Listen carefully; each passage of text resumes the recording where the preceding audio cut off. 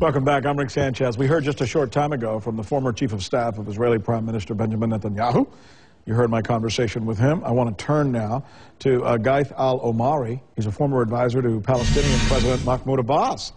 The Free Gaza movement says it is sending more ships to challenge the Israeli blockade. You know, I can't help but wonder, is that a smart move? Is that a wise or safe move? I actually don't think that it's a wise move. I think it's an attempt by some of the organizers to score political points.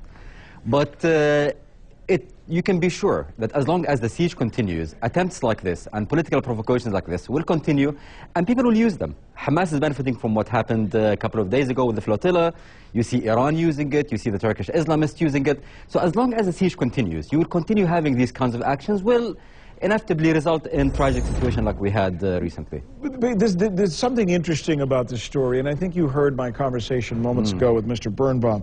It seems like Israel was played in this situation. They were provoked in such a way so that they would respond. Many are arguing they overreached in their response, and now they're getting an awful lot of bad press, not to mention people protesting against them all over the world. But were they unfairly provoked? And as the video today shows, what is your reaction to the fact that many of those soldiers did seem to be coming under attack when they fired? All right.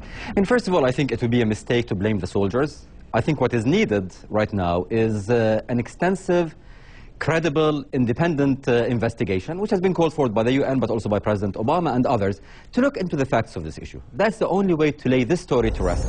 But once we do that, we have to go back to dealing with the root causes, with the issue of the blockade. How do we ease the life for Gazan civilians, reconstruct the Gazan middle class without benefiting Hamas in doing this? Well, isn't one of the ways to do that to somehow get responsible persons like yourself to try and convince Hamas to stop saying that Israel does not have a right to exist? I mean, Hamas has to do two things. First of all, accept Israel as a state that will be there in the region, that has a right to exist, but also to stop using violence and terrorism. And this has been the position of both President Abbas, Prime Minister Fayyad, and the international community. Hamas right now is holding 1.5 million civilians in Gaza hostage to its policies. And I must say Israel has been playing into Hamas's hand and strengthening its argument by this blockade, which has economically benefited Hamas, which has militarily benefited Hamas. Why is that, though? I mean, I think it happens in this country as well. You go out there, you talk tough, you become a real hardliner, and you get real popular, even if what you're saying doesn't make sense.